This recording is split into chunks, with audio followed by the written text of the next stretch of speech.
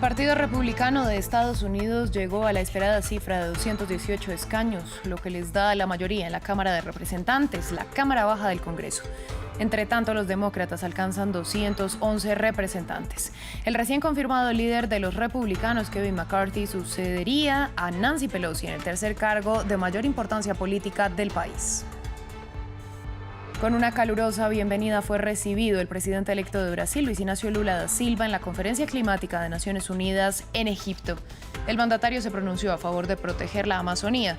Señaló que es una clave para que exista la seguridad climática en el planeta. Se cumplieron 26 días de paro en la ciudad boliviana de Santa Cruz, donde tras 72 horas de plazo al gobierno para liberar a los detenidos durante las manifestaciones, los líderes de la huelga anunciaron que continuará. Ampliamos desde La Paz con nuestra corresponsal. En France 24 estamos de vuelta con las noticias que marcan la jornada. Soy Valentina Torres Sánchez y es un gusto acompañarlos. Comenzamos en Estados Unidos porque los republicanos consiguieron llegar a los 218 escaños adjudicados en la Cámara de Representantes, la anhelada cifra que garantiza obtener la mayoría. De esta forma, los rojos se hacen con la Cámara Baja del Congreso, donde los demócratas obtienen por ahora 211 escaños. El recuento de votos de las elecciones de medio término realizadas el pasado 8 de noviembre se ha extendido por más de una semana. Este panorama confirma que Kevin McCarthy es el mejor posicionado para reemplazar a Nancy Pelosi como presidente de la Cámara de Representantes, la Cámara Baja del Congreso, un cargo considerado como el tercero en importancia política en Estados Unidos. A continuación, les contamos más de su perfil. Es un republicano devoto de un distrito conservador en medio de un estado demócrata, California. Kevin McCarthy, de 57 años, actual líder de la minoría republicana, tiene todos los números para convertirse en el nuevo presidente de la Cámara de Representantes. Ha sido su objetivo desde que llegó a Washington desde Bakersfield en 2007 como congresista. Asumiría el tercer cargo con más poder político de Estados Unidos por detrás de la presidencia y la vicepresidencia. ¿Por qué alguien quiere llegar a la presidencia de la Cámara? Por poder y ambición. Y francamente, Kevin McCarthy ha sido criticado por eso, porque significa abandonar ciertos principios conservadores y republicanos a cambio de la ambición de ganar. McCarthy casi consigue el martillo en 2015, cuando el republicano John Boehner anunció su renuncia. Pero sus choques con el Freedom Caucus, el grupo ultraconservador republicano en el Congreso, se lo impidieron, y el puesto fue para Paul Ryan. Por eso, recientemente, McCarthy se ha acercado a los miembros del grupo ultraconservador, incluido al congresista por Ohio, Jim Jordan, a quien ayudó a conseguir una codiciada posición en el Comité Judicial de la Cámara. McCarthy también fue uno de los primeros en apoyar a Donald Trump. De hecho, vinculó su suerte a la del expresidente, lo que resultó ser un arma de doble filo. Y en 2020 se hizo eco de las acusaciones infundadas de fraude en las elecciones presidenciales. Si me preguntan mi opinión, creo que tiene que verificarse legalmente cada voto. Creo que hay que terminar todos los reconteos y que el resultado de cada impugnación debe hacerse público. McCarthy también votó en contra de la certificación de los resultados electorales en Arizona y Pensilvania el 6 de enero de 2021.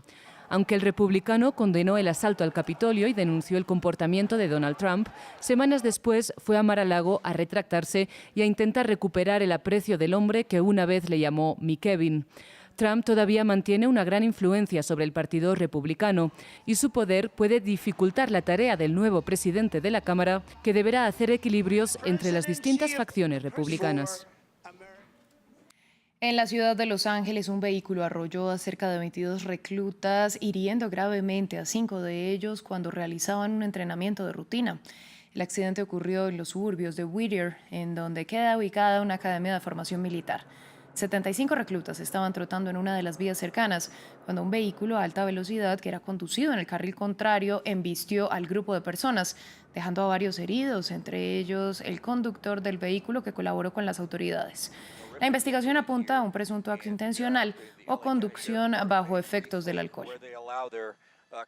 El presidente electo de Brasil, Luis Ignacio Lula da Silva, pronunció un esperado discurso en la COP27. Lula aseguró que devolverá a su país a la escena internacional para luchar contra la crisis ambiental y las desigualdades en el mundo. Al mismo tiempo criticó el gobierno del ultraderechista Jair Bolsonaro, en el que, según dijo, hubo un enorme retroceso en temas ambientales. Entre aplausos y cantos.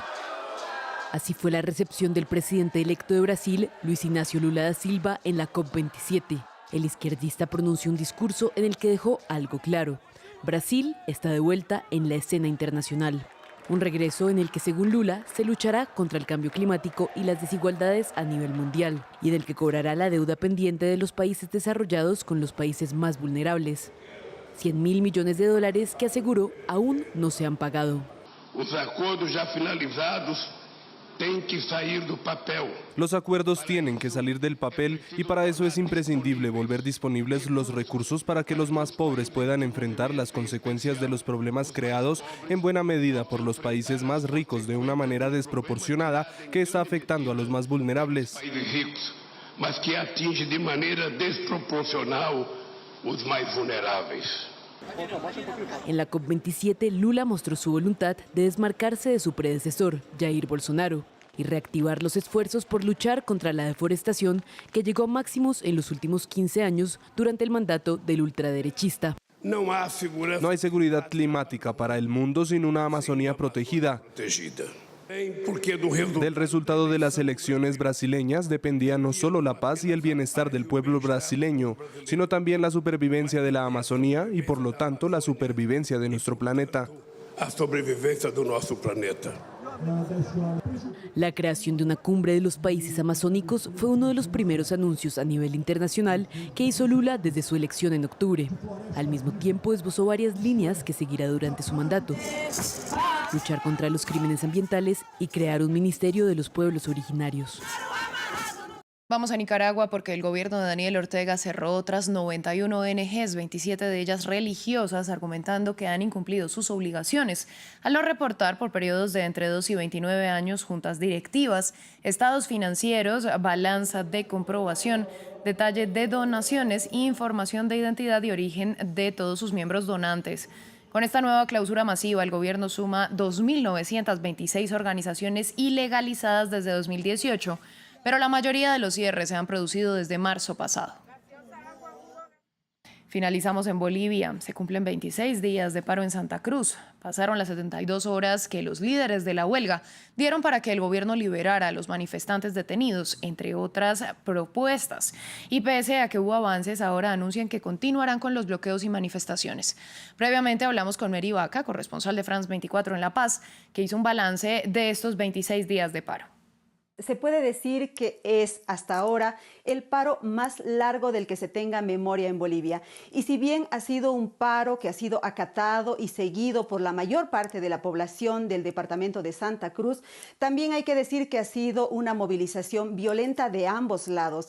¿Qué significa eso? Que los movimientos sociales que apoyan al presidente Luis Arce también han tenido su parte en estos actos de violencia, pues ellos han protagonizado, para empezar, un cerco en torno a la ciudad de Santa Cruz para impedir el ingreso o salida de alimentos. También han hecho un bloqueo en torno a la refinería de Palmasola para evitar que salga combustible hacia la ciudad, y finalmente han protagonizado marchas de protesta, y una de estas marchas ha derivado en enfrentamientos durísimos con los grupos cívicos. Estos grupos cívicos, por su parte, han desplazado a sus bloqueadores hacia las sedes sindicales de estos sectores sociales y han provocado la quema de una de esas sedes y daños serios en otros puntos y establecimientos del presidente Luis Arce o de grupos que apoyan al presidente Luis Arce. Por otro lado, hay que decir que durante estos 26 días de paro ya se han producido 3 fallecimientos en diversas circunstancias en lo que va de la medida de presión. También hay varios heridos, más de una veintena de detenidos, y las pérdidas económicas son cuantiosas. Según los cálculos del gobierno, hasta la fecha el país habría perdido cerca de $1.000 millones por estas protestas.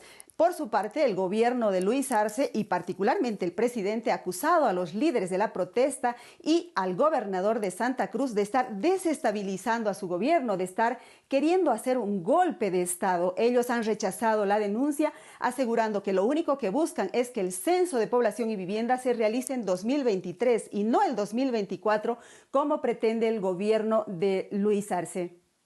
Es todo por el momento en France 24. Quédense con nosotros que volvemos en breve.